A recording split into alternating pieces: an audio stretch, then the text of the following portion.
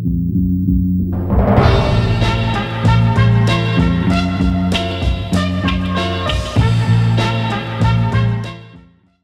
экологии волнуют всех, в том числе и студентов Башкирского государственного университета. Для неравнодушных была организована экологическая акция «Сделай мир чище».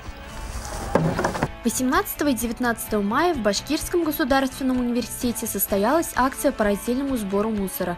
Организаторами выступили правком студентов и аспирантов Башку совместно с дирекцией студенческого городка и финалисткой республиканского конкурса «Мисс Башкортостан-2017», студенткой факультета башкирской филологии и журналистики Зинуровой Валерией. Это акция по раздельному сбору мусора. В первую очередь она направлена на то, чтобы показать, как нужно правильно сортировать мусор, зачем это вообще делать, и приучить молодежь к этому. Мы принимаем пластиковые бутылки, энергосберегающие лампы и макулатуру. Часть бутылок пойдет на изготовление эко-костюма для конкурса, а все остальное выбрасываются в специальные ПЭТ-тары. Сберегающие лампы сдаются в специальные пункты приема.